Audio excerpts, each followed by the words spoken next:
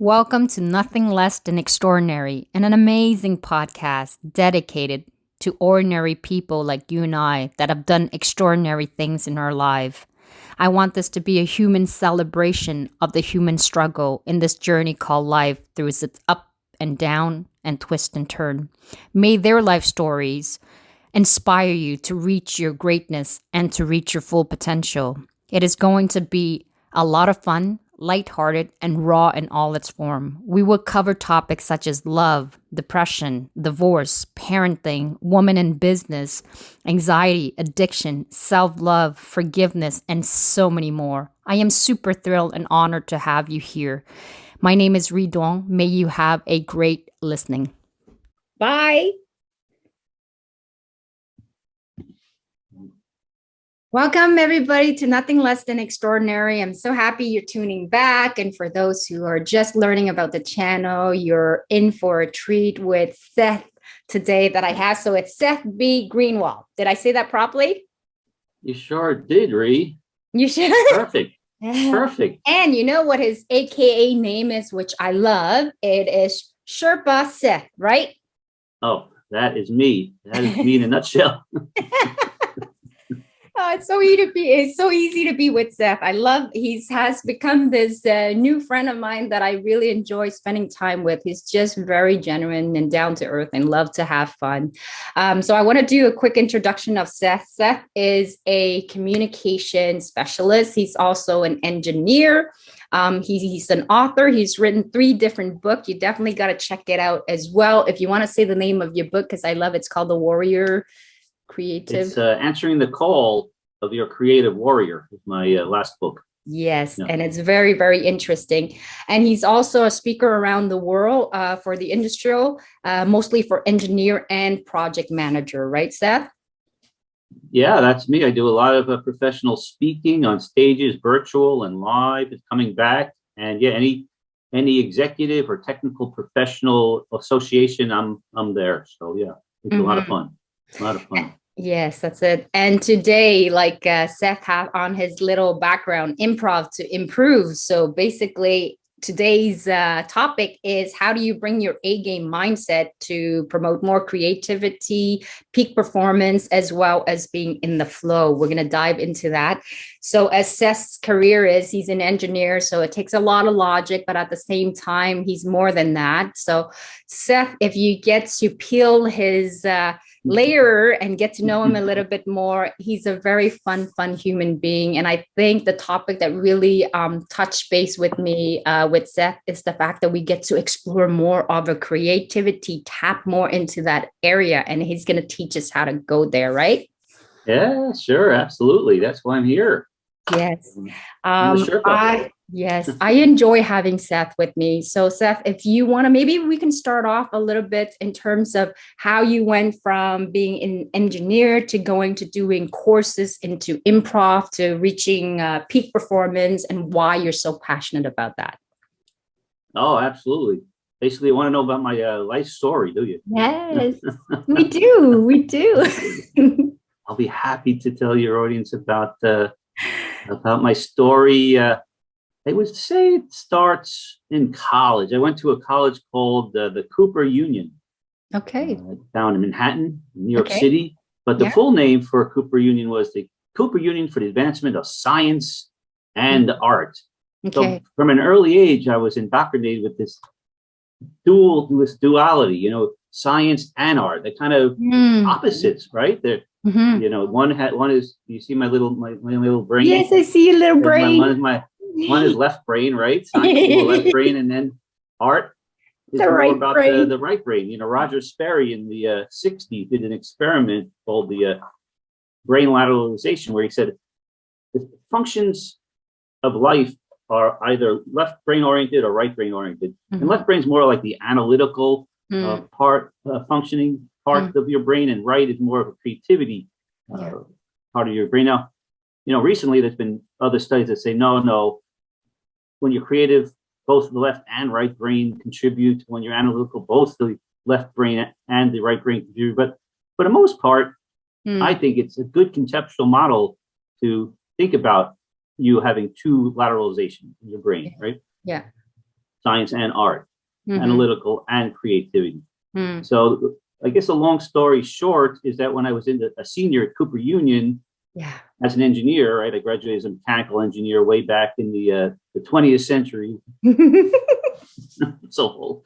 So, but it was a great time. But I was like, what about the art part of the training? And I started getting into sketching and drawing, and I enjoyed drawing. And I was sitting on my bed in my room and looked at this ivy plant that was sitting on my windowsill, right? It's just a great old ivy plant. And at the time, I was reading this book called Drawing on the Right Side of Your Brain by Betty Edwards. Okay. And I'm like, I bet I can draw this ivy. The first time I drew it, it kind of looked like a cartoon, right? It looked like a cartoon ivy plant because that's what, because I wasn't really seeing what I was looking at. You know what I mean? I wasn't really seeing. I was seeing the labels, leaf. Oh, this is what a leaf looks like, triangle and stem. And this is what a planter looks like. So I was seeing the labels in my mind. I was thinking in words. And then I read the book, right? Yeah. Drawing on the Right Side of Your Brain. And I tried the exercise again. And I tell you, it was like magic. What I drew, even though I didn't have any artistic skills at all, it looked like an actual ivy plant. I was truly amazed. It just jumped out of the page, and I'm like, "How did I do that? How did I switch from left brain to right brain?" That's what the book was telling me. Somehow I got that switch. Somehow I found that switch from being very analytical, right? Just seeing what I was seeing in terms of words, and then all of a sudden just actually seeing what was in front of me. And ever since then, I've been fascinated by this idea of switching from left brain to right brain, or right brain back to left brain. Yes. So that is my short answer for you. Yeah, no, it's super fascinating because it's true that I think I'm more of a right brain, and I could be very logical when I have to, but I'm more driven by emotion and creativity. So I'm more of a right brain, but I always wonder, how can I tap in more to the logical side? Thank God I have my boyfriend who's more logical. Exactly. So it's very, very interesting that you're able to discover that little secret. So it's very, very, I think most people would really benefit from it. And don't let Seth, the way he looks seems so serious, but he's actually such a bubble of joy as an individual. I always tell people, don't ever judge a book by its cover, because as you get to discover Seth, he's happy, which is so refreshing to be around happy people. I love that. But he has this love for life, and he just really is a very creative individual. He's very deep as well. So yes, he can talk to you. It looks like very logical and all that, but he's more than that. So that's why I have him on my podcast, because I love individual like that. And I love having a man on my podcast that gets to talk about that aspect. Yeah, no, thank you very much. We appreciate it, because it's all about loving life. It's all about loving life in the moment, right? If you really think about it, what is life? It's you only have now. You only have the now moment. If you think of life as a series of now moments, you got it made. You got my secret. If you think of yourself as a series of now moments, then you really understand what I'm talking about, because in truth, the past is past, the future hasn't come yet. So the present is the only thing you actually have. So if you understand that, and if you experience that, not just as a concept, but as an actual experience, you'll understand what I'm talking about. And you'll understand how to enter into that switch, how to find that switch, because that switch only exists now, right? Creativity only exists now, right? Now. You can read books, you could write about the idea of creativity, but to really experience it, you have to understand what's happening now, and you have to be centered and focused in the now moment. So that's pretty much the secret of my success, my creativity. And, I love it. I love it. So how do somebody get to tap into the now? I am guilty of that. I used to be a type of person who's very futuristic. And then once in a while I go back in the past. And thank God for my kids. They taught me to be more in the present. And so when I experience anxiety, when I'm worried too much, I try to bring myself like back into the present. But even that I struggle with. Do you have like a few little technique, 2 or 3 things that can really help people ground themselves and come back to the present, to be more into the flow and tap into that creativity? Yeah, absolutely. In my upcoming course, it starts. When is Yes. it?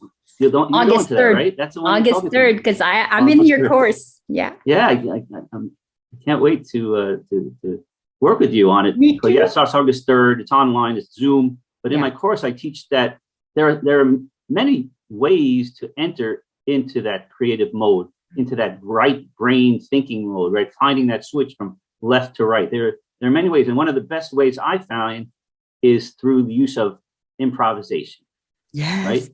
And I know when you hear that word, you're like, improvisation. You mean comedy? Yeah. It's like, I'm no, horrible at it. I'm that's horrible at horrible. I it. don't want to be a comedian. I don't want to be funny. Yeah. But that's not what I'm talking about. Improvisation is about tapping into the moment. Improvisation is all about impromptu communication. When you think about improv comedy, when you go to a stand-up club, it's all about being funny. But when you bring improv into business, which is what I teach, into the workspace, it's not about being funny. It's about having fun with your colleagues in a collaborative way. And when you have to collaborate with people, that's now, right? You can't.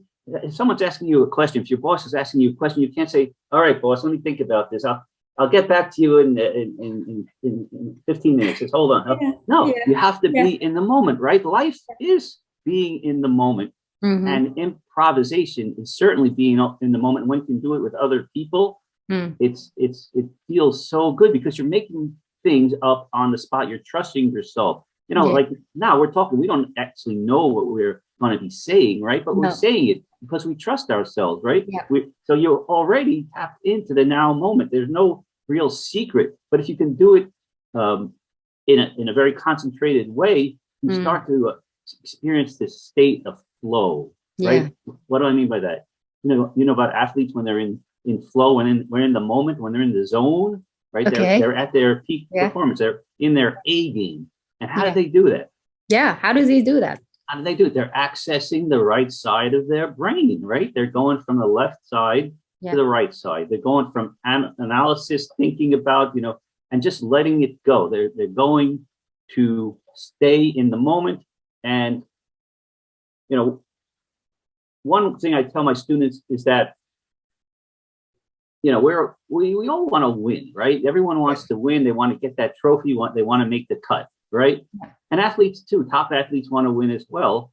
Business people want to win. Everyone wants to win. Everyone wants to be at their peak when they perform in front of others. When the spotlight's on you, you want to be at your peak performance. How do you do that? You don't think about the end result. You don't think about winning. You're just in the moment. You're in the zone. It's simple. It sounds simple, right? It sounds simple. So you're not thinking about how you're going to win. You're just thinking about playing the game, right? You're just playing the game. You're playing to play. You're not playing to win. You're playing to play to play. You're focused on each moment in a connected way. They form a contiguous line of moments, and that's reality, right? That's reality. So the only secret I'm telling you is that you need to keep your focus in the present moment, all right? And I had an aha moment, what you just said there. Don't mean to interrupt. I just had an aha moment when I play soccer, because I love the sport. I don't focus on how I will do. Of course, the drive is to be successful, to win the game as a team. But when you're in the flow, I guess when you're just enjoying and being in the present moment and giving your best, I guess that's what athletes do. Like, I don't realize that's what I'm doing, but now that you said that, it makes sense to me, is that you're just going to tell yourself, I'm giving my best, and let's just play this game and let's just enjoy it.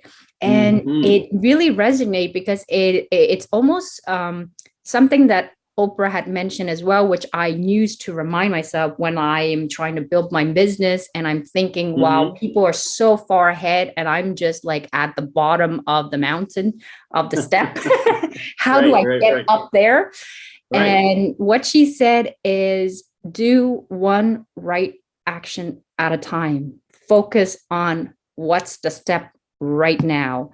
And Mel Robbins says it too. Like if you're going to build an empire, I'm not very good at taking their exact word. I can never remember the exact word. But if you're going to build a foundation or build any kind of house, you need to start like a Lego. Start with the first block. Concentrate on getting the first block right, then the second block, then the third block.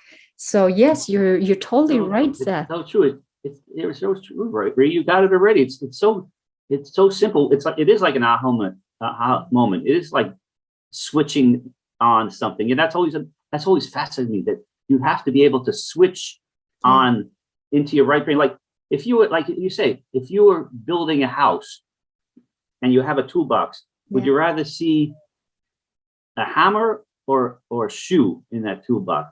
Which one would you rather be hammering nails with? A shoe? For sure. No. So if you're going after your peak performance, if you want to be in the zone and give it your best shot, you have to be in the right brain. You have to use your right brain. Okay, you have to think about your brain as a tool. Again, and think about the brain as having two hemispheres, left and right. If you want to give your peak performance, I recommend getting out of that left brain mode, getting out of that analytical mode, getting out of that logical mode, because left brain is not good at being in the present, right? It's all about thinking and planning, right? So it's very good at calculating, and planning, like an engineer. I use it all the time. I wouldn't be an engineer if I didn't know how to access my left brain. But as a creative, I also know how to switch on into the right brain. And that's what I'm talking about when I'm talking about in the zone and your A-game mindset. Right? Simply clicking in. And I think you got it with the soccer, right? Just enjoying, right? Enjoying life, enjoying the moment, because life is just a series of now moments. And if you can enjoy every single one of them, then you got it made, because they add up. Right? Each moment adds up. And that's how you build an empire. One step at a time. Right? If you want to climb Mount Everest, you just like try to do it in one shot. No. Right? You wouldn't. You have to. There's a lot of base camps, right? There's 5, 6, 7 base camps, and it takes months and months. And you just got to go up to base camp number 1 and understand where you are and get acclimated to the new climate. Then go 2, 3, 4, and each of those steps, if you do it right, you'll become successful. You get to the top of the mountain eventually. Right. This is going to be your quote, Seth. I love what you said. Is life is like a series of moments. If you make the best out of each moment, you're going to get so many beautiful moments throughout your life, instead of worrying. And we all worry. That's kind of normal. Just help yourself to bring back to the zone. But you said something that really spoke. There's so many things going through my brain that's firing off, and I'm loving it, this session so much. Sorry, I tend to do that.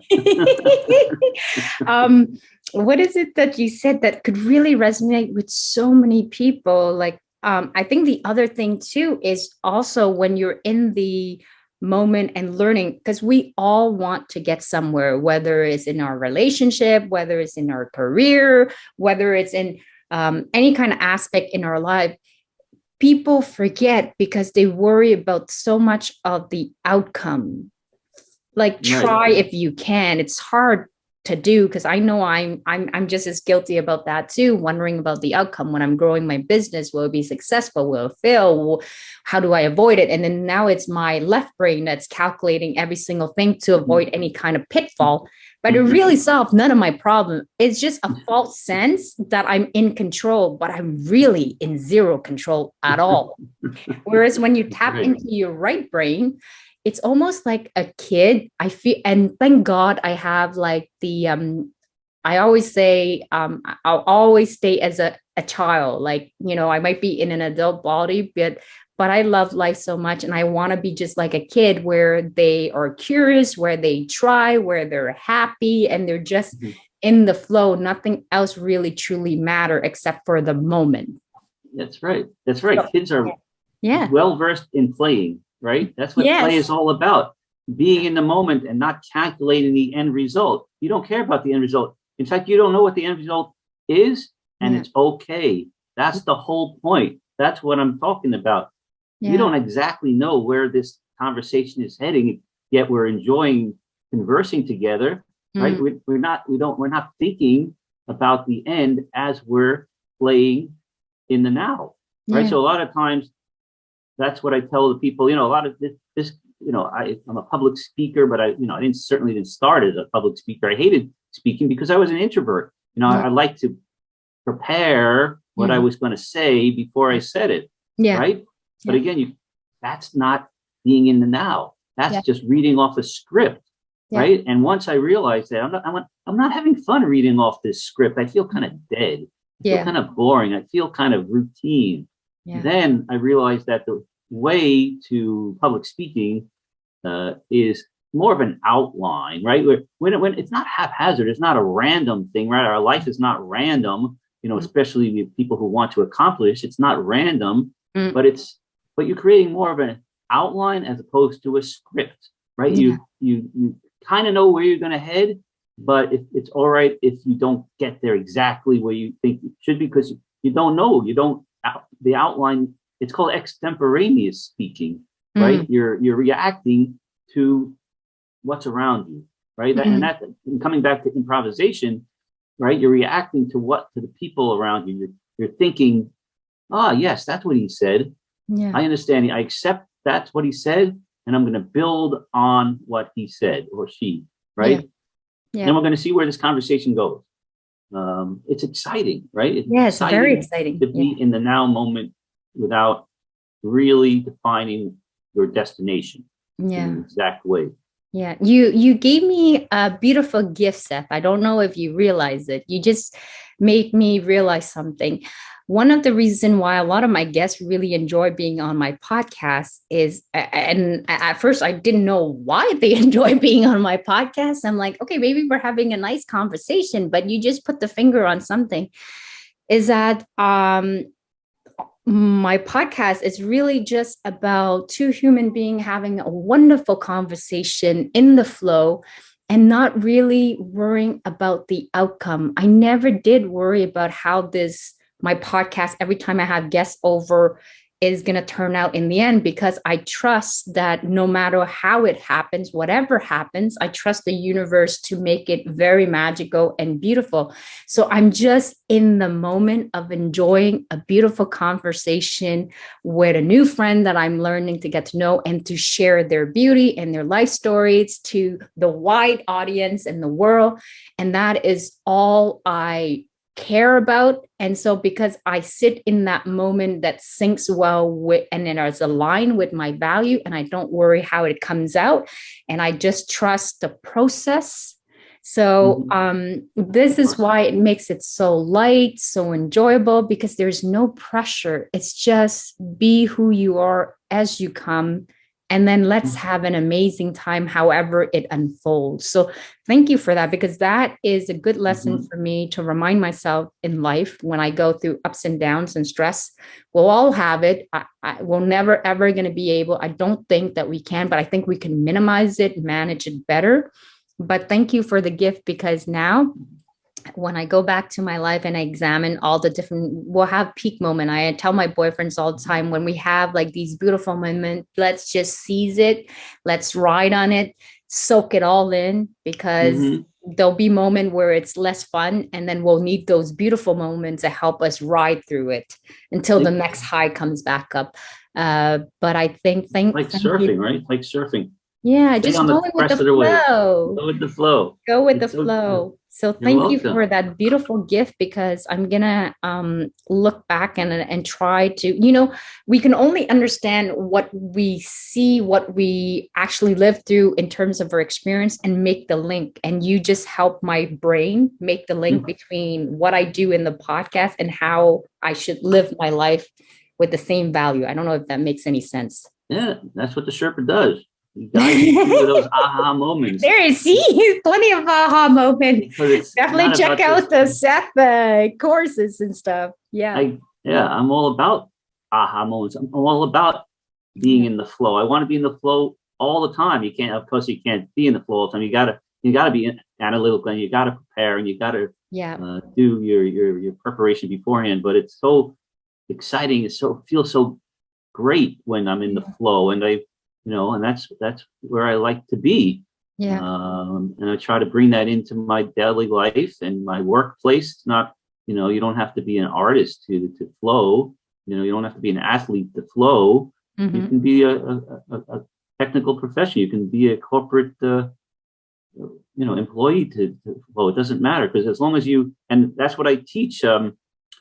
How to get into the flow when you have a team, right? When you're working with other people. Yeah. How do you do that? How do you do that? Through improvisational communication with your team, right? Whenever you have a person, whenever you have people around you, whenever you have a team, I'm a project manager, Army Corps of Engineers. I have a team. So I'm always bringing them into the conversation and into the decision-making process. I don't know what the decision is going to be. Yeah. Right? The whole point is to enjoy where you are, even if you don't know where you're going. That's the whole secret of what I'm telling you. Yeah.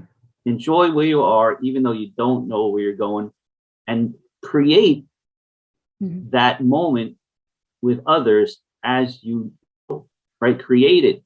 You're creating. Improv is a lot about creating something out of nothing. Right? Creativity is a lot about creating something out of nothing. You can, there's a big difference between being creative and being an editor, being a critique, right? Like, here, if I may, when I wrote my most recent book, Answering the Call of Your Creative Warrior, I wrote it in a state of flow, because I said, I had an idea on what it was about, but I wasn't the type of writer that would jot down every single thing before I started writing. You ever heard of J.K. Rowling and the Harry Potter series? Yep. She was a classic plotter. There's two different writing styles, actually three. One is a plotter, one's a pantser, one's a plantser, right in between the plotter. Okay. J.K. Rowling was a plotter. She would jot down every single thing she wanted to write about, all the characters, every chapter of the book, what they were going to be doing, who they were going to meet, what was the point of this. She's a plotter. As a writer, I'm more of a pantser. Writing on the seat of your pants, writing in flow, letting the words come to me. So that's how I did my last book. I was on the train, right? I commuted to New York City, and I said, I gave myself 9 months to complete the book. And I said, if I did the math, right? If I could write 30 minutes every day for 9 months, 5 days a week, 4 weeks a month, 9 months, it would come up to a 150-page book. That's my engineer brain saying it. But that's as far as my engineer brain goes, because I needed to write. I needed to write the thing. So I said, okay, Seth, every morning at like 7:15, let's write. Yeah. You know what I did? Before the battery dies on my thing, I'm just going to pause 1 second. So sorry about that technology stuff. And Ree's laptop was about to die, so I didn't want to lose this amazing interview with Seth. So Seth, go ahead, continue. So you're on the train, you calculate, it would take you about 9 months if you write half an hour every single day. That's right. Every single day I would get on the train at 7:15, I would start writing. Yeah. But I didn't know what I was going to write about, Ree. Yeah. Every day was a journey of discovery. I had no clue what I was going to write about. It was so much fun to get into the flow and find that switch. And it's right. So what I did was just, okay, whatever's I'm not editing. I'm not thinking about what the words are. My only job was to get those words on the paper. Actually, I wrote my book on my iPhone. One of the first books written on an iPhone. But my job as a writer was to let those words come into my head and go out into my phone. Yeah. I didn't edit. All I did was create. Yeah. All I did was be in flow for 30 minutes. I didn't read my work. I just let myself create. Right. So that's another thing I tell my students. You need to be able to create without critiquing. You know, later you can edit your book, you can edit your work later. Yeah, yeah. Just in the moment, create. Just be a creator. Don't be a critiquer, because your brain can't do that at the same time, right? Yeah. Left brain, another corollary to what I'm saying is you can't do left brain stuff and right brain stuff at the same time. Okay. So what you want to do is create with the right brain first, and then when you're ready to edit and make it better, you go to your left brain, switch on to your analytical mode. See, does that make sense? Yeah, you're such an inspiration for me, because you're like a little gift to me today in so many aspects. And I was like having a writer's block. I don't see myself as a writer, but I intuitively I feel it in my gut that I have to get my book out. And I'm struggling because I keep telling myself I'm no writer. Who would want to read me? What, you know? And here I am listening to your story, half an hour each day for 9 months, and you got your book out. The hardest part for somebody like me who wants perfection and who wants to aim for something that it's going to be of value to people, it's hard to not critique. So I find myself when I'm writing, I'm always like double guessing myself going, is this any good? But you know, you gave me a little pointers, which I'm going to try to see if I can get into the flow, is to just focus like you, let it go through me, however it comes each day, enjoy that process and just get it onto paper, get it onto my phone or my laptop. I'll try that. I think maybe I have an unrealistic expectation as well.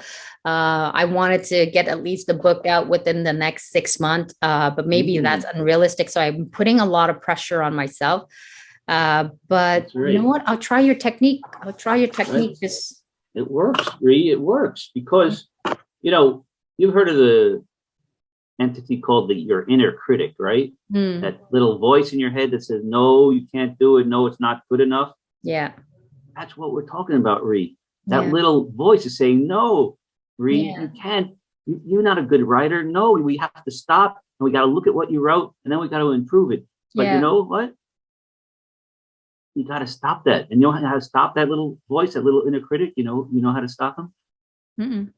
You have to become friends with your inner creative warrior. And that's what I talk about in my book, how to become friends with your creative warrior, because your creative warrior will go to bat for you against your inner critic, right? How do you become a friend with the critic warrior? Exactly. In my book, it's all the things we're talking about, but there's a very specific process in the book. You have your book? Do you want to show it to people, Seth? Yeah, hold on. Can you there you go. It's a beautiful book. Look at that. Okay, back there we see. I love the color. Answering the call of your creative warrior. It's fantastic. A practical guide to navigating your road to success. Awesome. Okay, that's what so this is my book I wrote on the train. But again, the big thing I'm telling you, and I think you've already figured out, and for your audience, is that you can't critique and create at the same time. You got to split those two things up. You got to use your right brain first to create. And then after you're done, whatever you have, whatever that output is, you got to look back and edit it. You got to critique it. You got to make it better. But you can't do those things at the same time. You can't use your left brain and your right brain at the same time. That's why Roger Sperry said they're lateralized, they're separated. Keep them separate. Don't use a shoe when you want to build your birdhouse. Use a hammer. It's all a matter of order. You just got to do things in order. Do things like an engineer. Do things like a creative engineer. Do them in order, right? Create and then critique. Okay, I will do that, because I was thinking I was being smarter by trying to do both. But now I realize I see, that's why I hit a blockage. I was thinking I can be creative and yet critique, because then I can learn from what I just wrote so I can make it better for the next chapter. But no, I realized, you know what? We're going to just separate that and everything in order. It has its time. Yeah, don't stop the flow. So I'll try that. And then there's something of what you just said just now too that was really good and is very powerful as well, Seth. God, so many thoughts go through my mind, and now I'm trying to capture that moment. So I don't. Where's your notebook, Ree? Where's your notebook? Write down those notes. That's what I always. You know, I can't write an interview at the same time, but I do have so many notebook of all these ideas. I know you do. I would wake up in the middle of the night and then just write them. I told you about my story, right? Where I wake up almost every night at 3:30 a.m. I didn't tell you about. You said briefly, but I didn't know the whole extent of it. Creative warrior. I didn't tell you how I became friends with my creative warrior. Yes, please. But after I, learned how to become friends, which is in my book, he's a he. He could be a she for you, whatever. And he's a he, and he wakes me up with these brilliant ideas at every evening at 3:30, every morning, I should say, at 3:30, he wakes me up almost to the dot. And so I learned that I needed to have a collection of index cards and a pen next to me, next to my bed. And as soon as he wakes me up, I have to jot it down on my index cards. A lot of people let that magic go, let that brilliance go. Everyone has it, but they don't capture it. Right? Everyone has those brilliant thoughts, but they don't capture it. As soon as it comes, you need to capture it on paper or else it's gone. Yeah. If you don't capture it in 5 seconds, like Mel Robbins says, if you don't do something in 5 seconds, it's gone. You can forget about it. All right. Your dreams, your hope, your amazing idea. And then I read another book too. I read so many books. So there's another book that he said is really good, which makes a whole lot of sense to me. He says there's a collection of ideas that you have. Every time you come with an idea, maybe it doesn't serve the purpose of what you're working on right now, but jot it down anyways. And then you come back like a month after, go through the different ideas. Then you find component that it's like a puzzle that piece into. It's really beautiful, which I try to do. I just have to find a way to organize it. And I have a wonderful mentor that share with me what is the software. Oh God, I forgot the name of the software. Let me just look on my phone. But because I write things in my notebook, I have like 4 or 5 different notebooks. But the hardest part is flipping through the pages, trying to figure out that amazing idea of something that I wrote. I write with a title and the date so that I could backtrack. But then it's just when you have 4 or 5 books, you're asking yourself, what amazing idea was in which book and what page? That's not the best way of working. And he told me, I have it here. So the software, it's called Evernote. I'm sure people know. Evernote. Okay. I just don't know about it. Yeah, Evernote. And you can do it. You can try it for free. Or I think there's like a $10. Don't quote me on it. I think it's about $10 each month. Check it out. But I am definitely going to try Evernote. So every time I have ideas, I'm going to plug it in and you can title it. And then you just go into the search bar for the date or whatever keyword that jog in your mind. And then it will bring you to the exact page. So this is a powerful tool. That's really powerful. Because looking through my book, look at that. I got a whole bunch of books. And oh my goodness, honest God, I don't know where these amazing ideas are, which is going to become like the gift to my children. That's why I started writing in my book so that I can keep passing on the legacy of where mom's state of mind was when she was being creative and producing all these amazing things and learning about life and the lessons. So I put it in the note. It's a gift. I can help you before we go because I got to go in a few minutes. I think I can help you with that. I'm always talking about, because I'm an engineer. I was born Yeah. an engineer. Yes. I'm always talking about finding that switch that goes from left to Yes. right brain. Yes. You were born a creative right brain thinker, and you're looking for that switch that goes from right to left. You're looking for order. You're Yes. looking for a system. Yep. You have all the notebooks. You have all the notes. You're looking for a way to organize those things. So don't think that I'm just telling everyone they should always be in their right brain. No, you should always know where that switch is so you can turn it on when you need it. When you need the creativity, you can turn on. When you need to be analytical, you can turn it on. I'm just talking about locating that switch and knowing how to use it. Yeah. And knowing who you are, knowing what is your preference so that you can go access the other side. So it's perfect. That's a great example of me being this.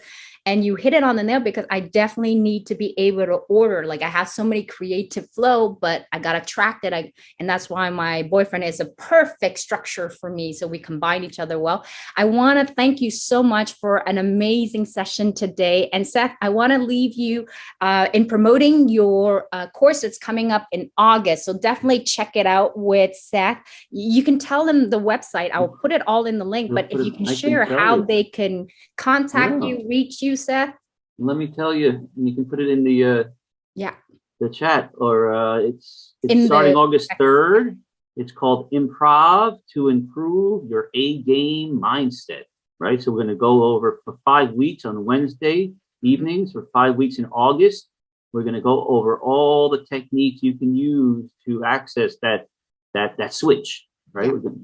And you can read more about it on my website. My website is creativewarriorsecrets.com, one word, /improv2improve. All right, so go to my website, warriorsecrets.com, improv, the number 2, improve. And you can read about the course. You can sign up there for the course. I encourage you, because it's exciting, it's fun, right? We're collaborating with our fellow students, and it's a lot about not being funny, but having fun. Yeah, we're going to all be working together in a team, which is fabulous. You know, you're not working on your own. I think when you learn to work with other people, that's when you create beauties and magical experience. So I think your concept is really fabulous. And I also want to have you end the last word. And you gave me 2 beautiful quotes. So I'm going to leave it up to you what you feel like today sharing. So both of those quotes are amazing, but I have a preference for one, but I will let you choose the one that speaks to you. So how you resonated with that quote and why you chose it. Oh, the quote that I would pick for you, Ree, is just enjoy each moment of your life. As if it was your last only moment. Well, I was going to say last. That's a little depressing. It is. It kind of. Just enjoy the moment and understand that your life is connected through a series of moments. And that's all it is. Just focusing on one moment at a time. All right. So just enjoy. I love it. And it goes well with what we're talking about, but tapping into our creativity and being in the moment. Thank you so much, Seth. I love and adore you. And we're going to be collaborating much more. And I can't wait to be on your course. Definitely sign up for his course. I adore Seth. So have a great day. Bye, everybody. Bye, everybody. Bye, Seth. Talk to you soon, Ree. Take care. Bye. Bye-bye. Bye.